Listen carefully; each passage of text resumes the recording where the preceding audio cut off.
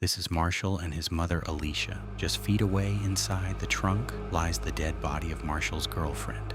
He has cut her body up and plans to discard it in the remote mountains of the Sierra foothills. Over the next several weeks, a series of small mistakes in Marshall's cover-up bring him face to face with local police and the FBI. Watching detectives unknowingly walk past his murder scene and slowly discovering the monster he truly is. Any idea where she may be? Brother, I'm gonna keep it a buck with you. I don't know. Have you guys thought about maybe she was trafficked? Yep. UpBody, come out with your hands up! It's approximately 6:30 p.m. in Antioch, California, when 24-year-old Alexis Gabe is seen at a Chevron gas station. While filling up her car, she receives a message from her boyfriend. "Are you still coming over?" She replies, "I can only come by for a bit." After paying, Alexis gets back on the road, and by 6:37 p.m., she's seen arriving at her boyfriend's house. He doesn't know it yet, but she's there to break up with him. A decision that will carry far greater consequences than she expects. 2 hours pass. Then Alexis's car is seen leaving Marshall's house, but something isn't right. The vehicle takes an unusual route, one Alexis never uses to get home. And just 12 minutes later, roughly 6 miles away, it pulls into a quiet residential neighborhood. A masked figure steps out of the car, noticeably larger than Alexis. Moments later, her phone pings. "Did you make it home?" And as the figure disappears into the distance, Alexis is never seen or heard from again. Sheriff's Department. File a missing person report. Is this a family member or friend? Family member. Sister. And how long ago did you last talk to her? No one's heard from her since she went to see her ex-boyfriend last night at 8:30. And she's not answering her phone or anything? No, it's going straight to voicemail. On the line is Alexis Gabe's sister. Her tone is urgent as she insists on filing a missing persons report immediately. To better understand the situation, dispatch sends Officer Rod County to the family's home. And that's where he learns why Alexis's family is already fearing the worst. With the police department, I'm gonna get some info from you guys, and I'm gonna start looking for Alexis. That's okay. Okay. Is she generally pretty happy? Yeah. Okay. She's always out. Not every day. Always out? Yeah. Do you know where she goes a lot of the time? With her friend, E and Ria. She's with us yesterday too. Does she have any mental health issues? It's generally an antidepressant. Yeah, I know. That's what she said. That's why she's looking for the doctor. She's seeing the doctor. Okay. When they have accident with her boyfriend, car accident. She said she have a chiropractor appointment. Who's your boyfriend?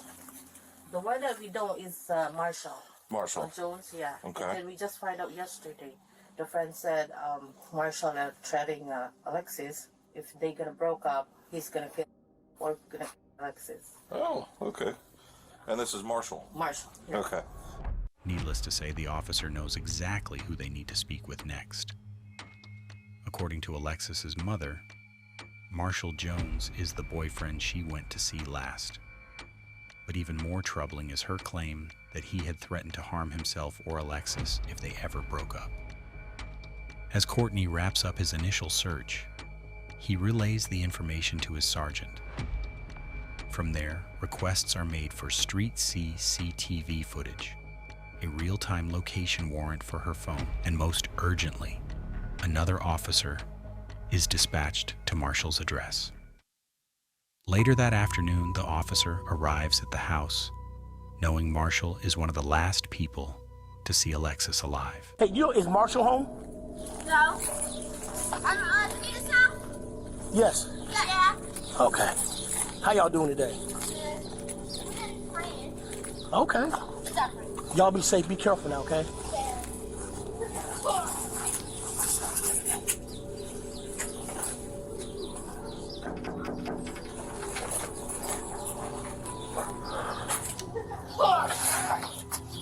it's fine. Hey, I'm here. You know Alexis. Yeah, I was gonna say, yeah. Gabe. Gabe. I'm sorry, Gabe. Gabe. Yeah, no, her mom told me that she didn't come home. So yeah, because I spoke to her brother and friends, and they're concerned. I'm concerned too. When was the last time you spoke to her or saw her? You know what? I can. I'm the same way. Yeah. So I can show you my call log.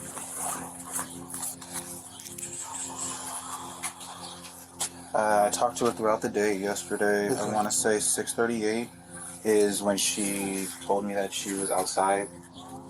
She... Here? Yeah. I let her in. We hung out for a couple hours. She left around 9. Did she say where she was going?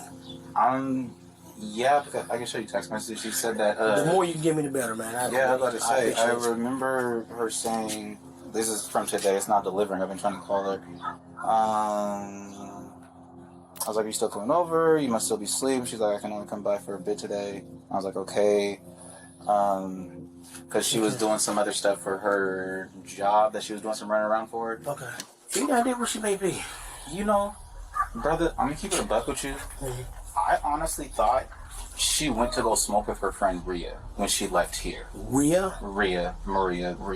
Oh, Maria. Yeah. Okay. I thought she went to go smoke with her because usually she won't tell me, you know, what she's doing until she's already doing it. Mm-hmm. So I thought she went there, but then when I kept on calling by like 11 and I wasn't getting anything. Okay. Did she seem out of sorts when she came over yesterday? Was she her normal self? Whatever that may be? Yeah. I mean, she came in, we hugged, we kissed, she watched me, do my little heist on GTA, playing my game and whatnot. I mean, we watched Family Guy. Okay. It was fine. When she left, did you see her? Did you see her leave? Yeah. And I say yeah because I opened the garage door and she left. So Okay. Also, she opened the garage door. Yeah. All right. At first glance, Marshall appears far more willing to help than Alexis's family hinted towards. But as he recounts his last encounter with Alexis, his demeanor is oddly detached, at times even attempting to make light of the situation. It's the kind of behavior that doesn't go unnoticed. But before wrapping up the interview, the officer would ask one of the strangest questions possible at a moment like this. Do you have a car? Because I want to be able to follow up with you. Yeah. How long you dating? Yeah. How long y'all been together? Like 3 going on 4 years. Okay. All right. And I showed you my call log, text message. You ain't got a strap down in the house like a slave or nothing? No, I don't. No, I know you have to ask. Yeah, because it's a have serious to. situation. Yeah, exactly. And I appreciate you trying to make light of it, but no. Okay. I do not. All right. On that strange note, the interview wraps, and the officer calls his sergeant only to learn that while this conversation was taking place, a major discovery had just been made a few miles away. On a residential street in Antioch, Alexis's family comes across their daughter's car while organizing their own search and spreading the word on social media. Police are immediately informed of this discovery, and the car is towed and seized for forensic analysis. Inside the car, some troubling details quickly stand out. The keys are still in the ignition, the door is unlocked, and personal items are missing. After removing and analyzing the car's infotainment unit, investigators are able to track Alexis's precise movements before her disappearance, just 12 minutes before the car was abandoned. It had been at Marshall's house, not her friend Maria's, as he had previously implied. These findings, along with the alleged death threat, prompt investigators to move Marshall from a person of interest to the primary suspect in Alexis's disappearance. The following day, 2 detectives arrive at Marshall's house, suspecting he's the last person to see her alive and may have been withholding vital information. However, they're also here for something else, something that will catch him completely off guard. I'm a detective minister real quick. Are you Alexis's Boyfriend, yeah. boyfriend? Okay, what's your name? Marshall? Marshall? Okay. Yeah, we're still looking for her. Have you heard from her at all? Or? I have not. I've been trying to call her. I've been texting. My text messages aren't getting delivered. My phone calls are going straight to voicemail. Gotcha. Okay. Huh. Yeah, basically at this point, like, I think this is the last place that we know that she was at.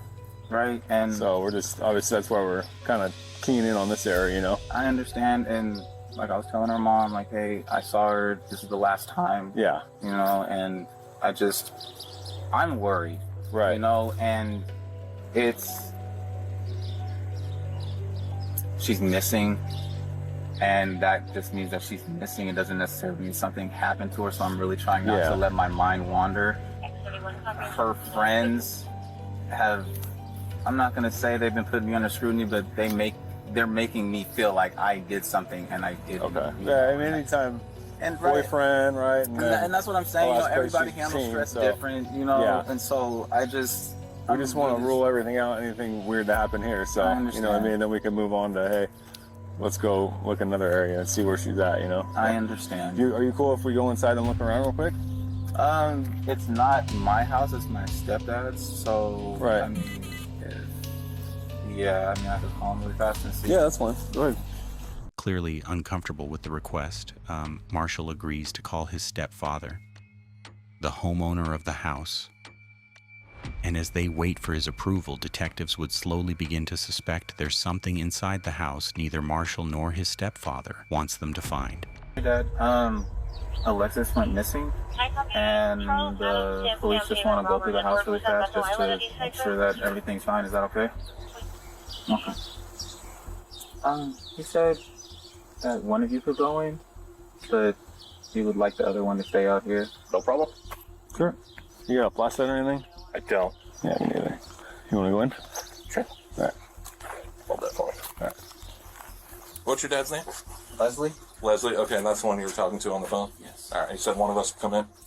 Cool. Thanks, man. Do you want me to leave the door open? Yeah, that'd be great. For sure. I'll come around.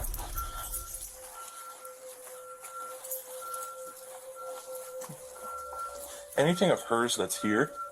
I mean, there might be some clothes that she left over. Okay. It's gonna be in my room. My room's a mess. That's fine.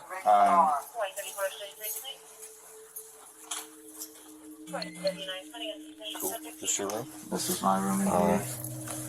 I know. Like I said, it's a mess. It happens, bro. Yeah. You guys drink together, I'm assuming? Yeah, at the house.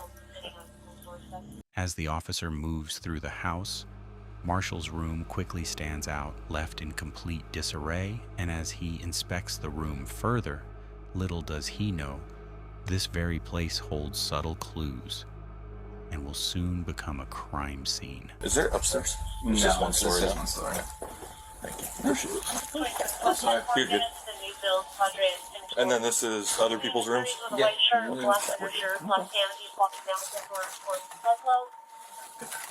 Did you want to go in the backyard or? Probably not. All right, I'm gonna close this door.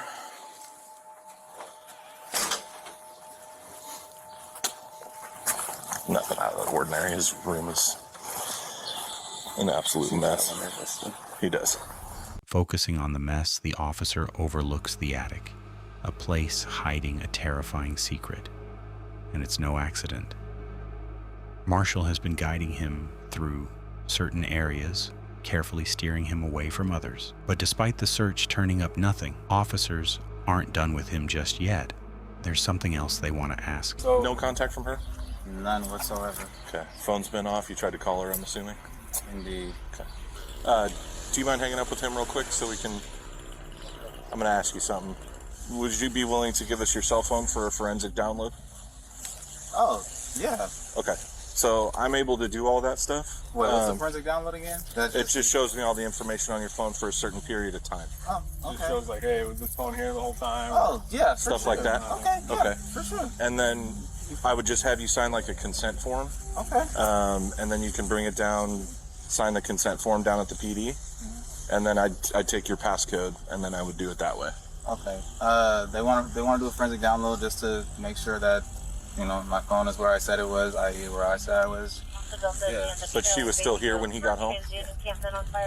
Interestingly, detectives not only gain access to Marshall's phone, but also learn that his stepfather was allegedly at the house at the same time Alexis was there. So they make a note to speak with the homeowner as soon as possible to see if his account aligns with Marshall's. Shortly afterwards, Marshall gets into his stepfather's car and follows the officers to the station. As he drives, officers ahead notice something strange. He appears anxious, swerving slightly with something large in the back of his car obstructing his view. In reality, Marshall isn't just nervous. He's just realized he's driving straight to the police station with a car full of incriminating evidence. About 10 minutes later, Marshall arrives at the station trying to steady himself, quietly questioning why he brought this car in the first place. And the second he steps out, he realizes the officers are onto him. You know what you all happened? Yeah, blankets and whatnot. Wait, do you actually have to search it, or can you just look around? Because it's my dad's car, and no, I don't. Well, yeah, I mean, I kind of just want to lift the gate so I can see inside, you know? If that's cool. Again, it's not my car, it's my dad's, and you have my phone, so I'll open the gate for you, though, so that way you can look inside. That'd be great.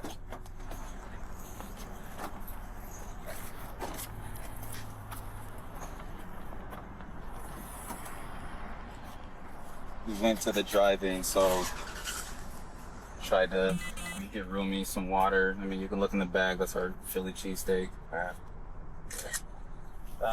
Any of this hers? No. Because we would like to collect the DNA sample from her, right? So we have a reference on file. So was she back here? Yeah. Like, I don't. So is any of this like? Was None of this is her. I don't know. Would you mind if we like took a blanket to test it? Or? I would, because yeah. And does she normally sit up in the front seat? Yeah. Okay, well, let's start the photo. Oh, we're not. You don't want us to look under the blankets or what? She would like to look under the blankets. I don't want you to think I have a dead body or anything. No, I was just because you're being all. Yeah. Okay. So this is your stepdad or your real dad? My stepdad. Gotcha. All right, cool. Naturally, Marshall's unwillingness to show what's in the trunk immediately raises red flags for the officers. Once it's opened, they find multiple blankets, pillows, and food waste, with Marshall insisting that he and Alexis use the car as a bed at the drive-in. With suspicion mounting, they get Marshall to sign a consent form, download the data from his phone, and then return it to him. And as they let him go, detectives believe the contents of Marshall's phone may finally reveal what he's been hiding, unaware that this entire investigation is about to start going downhill.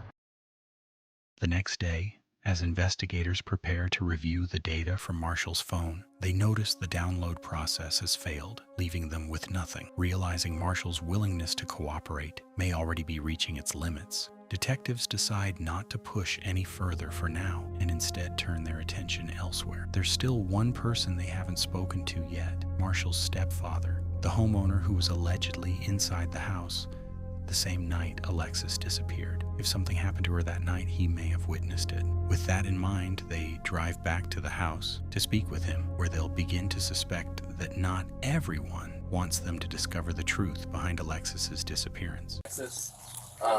We haven't talked to you yet.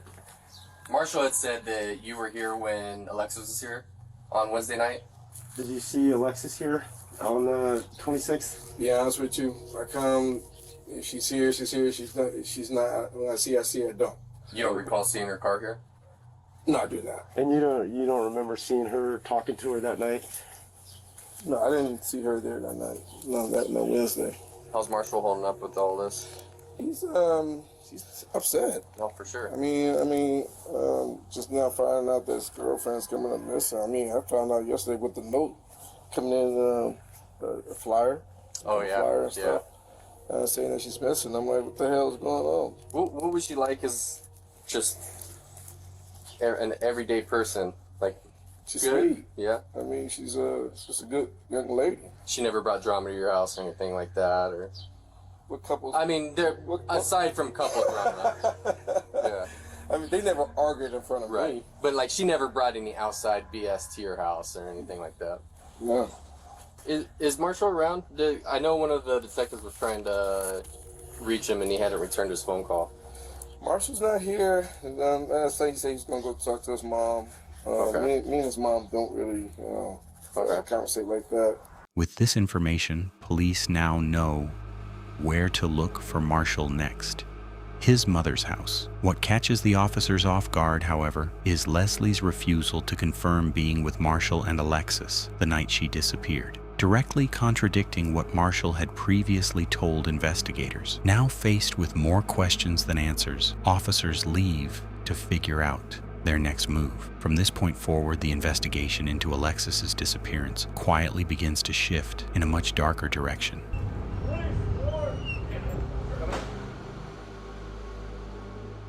During the next several days, police visit Marshall's mother, Alicia Clark, looking for her son, but suspiciously, she claims she hasn't seen him since the night his girlfriend, Alexis, vanished. By now, investigators begin to consider a troubling possibility. Marshall may be on the run and his family may even be covering for him, but their biggest piece of evidence is still to come. Just as the investigation seems to stall, CCTV footage is recovered from the route Alicia's car took the night she vanished. For roughly 12 minutes, the car is seen speeding from Marshall's home to the residential area where it's eventually abandoned. A masked figure is seen stepping out of the car, noticeably larger than Alexis, with a more masculine build. As detectives begin tracking the figure's movements through nearby cameras, they watch it move calmly for over a mile until it arrives somewhere completely unexpected, Marshall's mother's house. This development makes investigators certain that the masked figure was none other than their prime suspect, Marshall. And with that, an emergency search warrant for his home is secured immediately. On February 1st, more than a dozen officers arrive at the house convinced there is far more inside than Marshall originally let them see.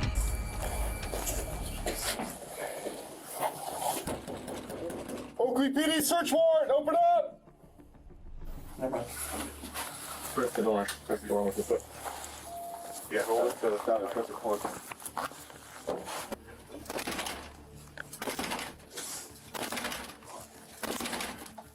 Yes, we need that pry.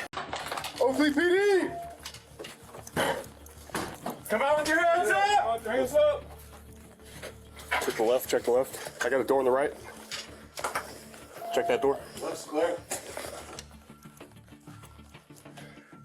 Oakley PD, come out with your hands up! Search warrant!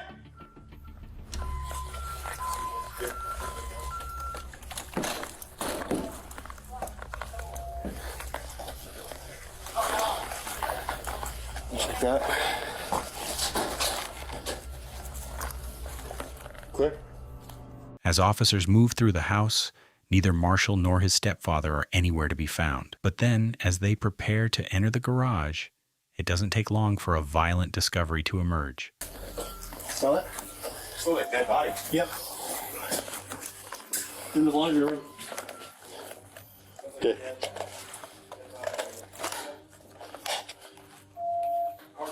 Yeah. I just will come on this one. Right here, yeah? Yeah, right in here. I got a big whiff. Yep. Who that backyard? All space? Yep. Multiple officers begin to notice a distinct smell, one they believe to be the odor of a decomposing body. The scent appears to be coming from the laundry room and leads up towards the attic. So, officers prepare to investigate and brace themselves for the worst. Looks undisturbed. Are we agreeing? It's been opened before. I don't know. It's right here, dude. Yeah. It's points straight out to the garage. Yeah. So that's the thing, is like, That's the we gotta check the crawl space.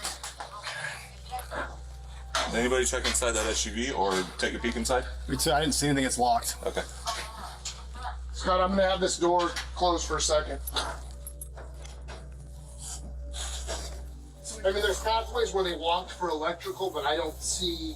No footprints, no drag marks. Yeah, I mean, it's just you can see where they're walking, Okay. doing something, but I don't. And they said they could smell something right where you're at, Logan.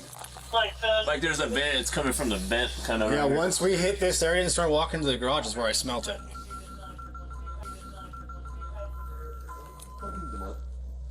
Does that look like blood and hair? Yeah. Let me see. Black hair. Look it.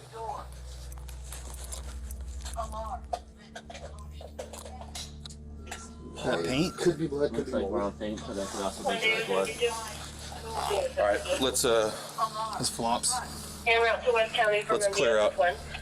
After following the stench, officers come up empty-handed, but they do uncover what appears to be dried blood. After clearing the entire house, officers are still unable to locate the source of the smell, so a K9 unit is called in. If human remains are hidden somewhere on the property, this dog may be their best bet on finding them. I don't know if I got a laundry room. Oh. It smelled like just. All right, let's see what we get. No worries.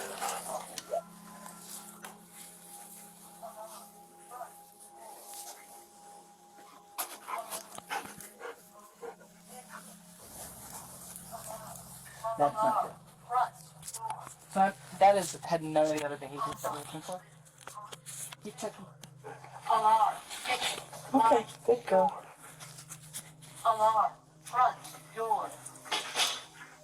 And then that's the attached garage. Oh, can we go in there? Yes.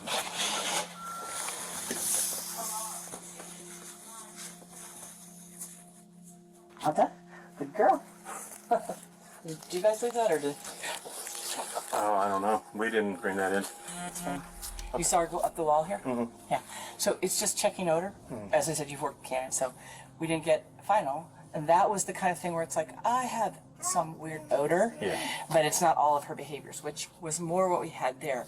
And of course, you and I both know there could be, you could have vacuumed up a tissue that had a bloody nose. Yeah. And that could be. Okay, good girl. Want your toy? It's not saying to get your toy. All right, that's all we got.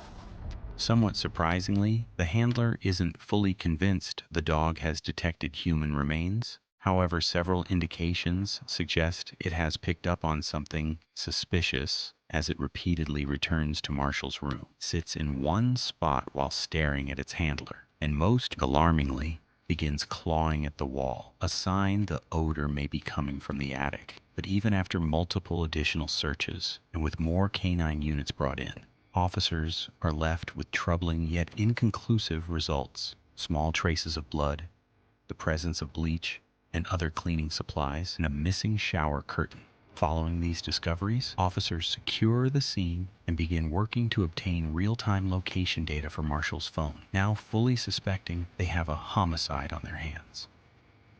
Over the next several weeks, officers are seemingly no closer to finding Marshall. Neither his mother nor his stepfather appear willing to cooperate any further. But every time the investigation seems like it's losing momentum, Alexis Gabe's family keeps pushing forward, pressuring police to find their daughter and bring her justice. That pressure soon begins to pay off when investigators finally obtain a real-time location warrant for Marshall's phone and discover he's moved to Vacaville, California, roughly an hour and a half from his home. After a quick check, they find out exactly where that location leads, his sister's house. So officers quickly head to her address, hoping to find Marshall there. Ariana, I'm James. Nice to meet you. Nice to meet you. Obviously, you know why we're here, right? I do. When he got here, he was off. While he was here, that's when I saw the first flyer for Alexis. And that's when I started putting the pieces together, what could be. I said, get your tomorrow, you gotta be gone. I want nothing to do with this. And his gun was underneath. I lost my. What was their relationship like between Alexis and Marshall? So it got toxic over the last year and a half. He was a lot more torn up about them breaking up than about her being missing. I will say that, irrefutably. Looking back on it, my brother does have sociopath and narcissistic tendencies about himself. Your mom and Marshall are close, right? Yes. Do you think that she's helped him out in any way? Will she get in trouble? I hope not. I mean, I hope in the end of all this, she'll be as cooperative as you are. Because ultimately, your brother made the choice that he made, Yes. right? So do you think he went to Vegas? No, I believe this is the number that he's using. If you guys want to take it, that's fine. Most worryingly for officers, Ariana seems to suspect someone else may be helping Marshall evade police. However, Ariana also gives them something significant, Marshall's new phone number. So after wrapping up the interview, investigators move quickly to track his location. This is when they discover that Marshall's phone is pinging all the way back to his mother, Alicia Clark's house. Up to this point, Alicia has been telling police she doesn't know where Marshall is. Now detectives begin to suspect she's lying and may even be actively hiding from police. Over the next few hours, police secure an emergency search warrant for Alicia's house. Officers rush to the location knowing full well Marshall could disappear again at any moment. But little do they know, the lead they're following is actually a setup. Hello? That's okay. Let's open the door for me. Thank you. Alright, ma'am. Step out, please. Autistic daughter that sleep upstairs. We understand. She'll be up there. She's okay. Are you able to wake her up and bring her out here for a minute while we search this warrant? I'm not actually. Let me see what I can do. Anybody else inside? After escorting Alicia and her daughter outside, officers move in to search the house, but they find no one else inside. They do, however, spot a working camera outside the home, one they immediately begin trying to obtain a warrant for. Despite Marshall's absence, the forensics team insists that his phone is still actively pinging inside the house. By now, investigators know something isn't adding up, so they prepare to question Alicia, starting with the very reason they're here in the first place. Where's the best place? Nice backyard. Talk to me. What's going on? So we're obviously here for a reason, and there's a couple of reasons. We're here for Marshall's phone. So we know it's here, but we don't want to tear your house apart too much. So if you could direct us to it, so we don't have to like mess anything up. Like where is the phone? It's upstairs in my closet in the green Hawaiian shirt if you guys need it. Now I have a question. What do you guys need it for? You guys cloned it. So the cell phone thing, they went and did the download, but some of the files got screwed up, so we don't like, have everything. So we need that, and plus we know that he's had the phone after that. So that's the evidence that we're looking for.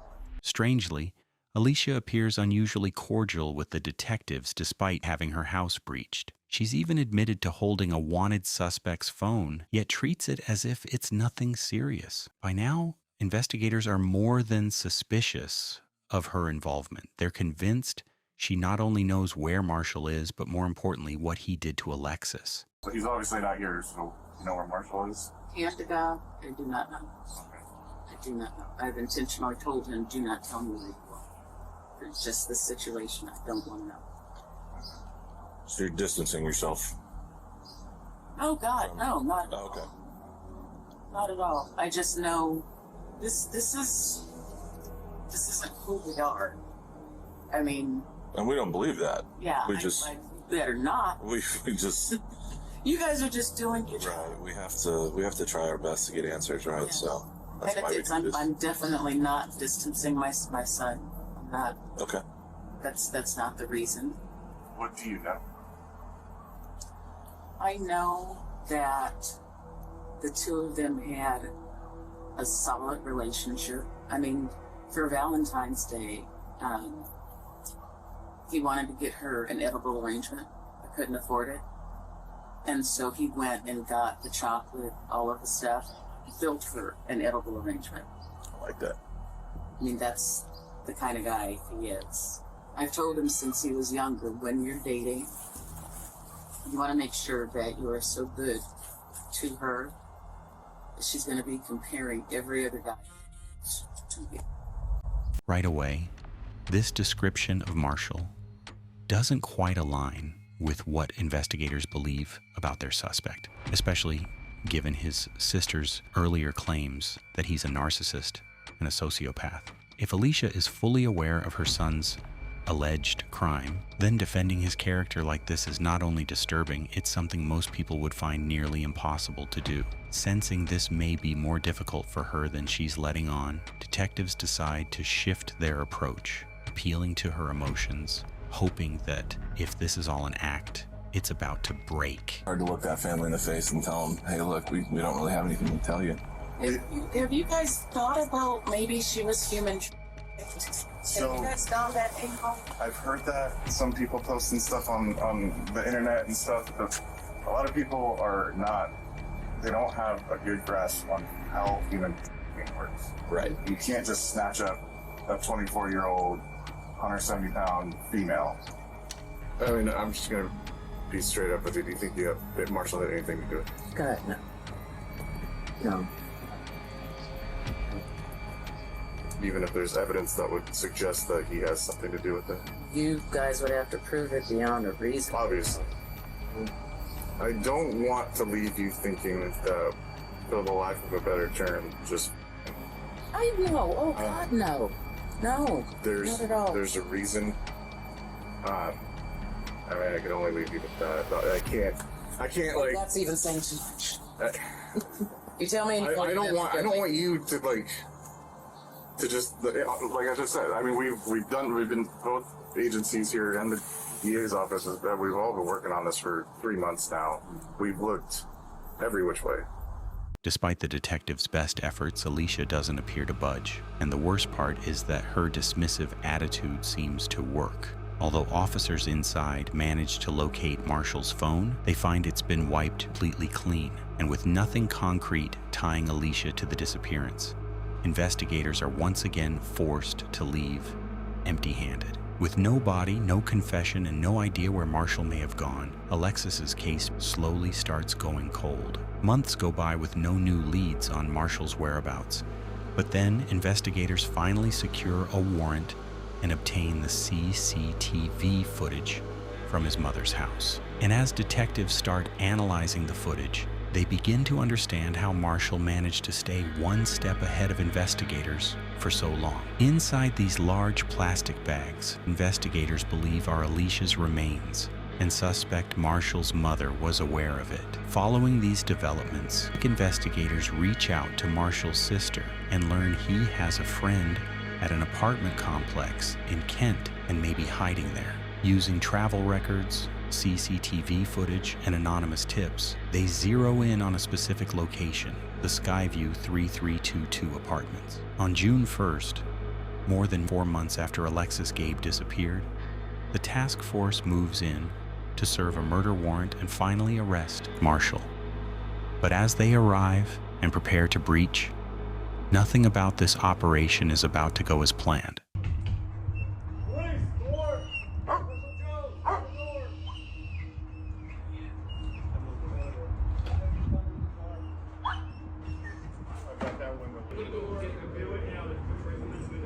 You gone?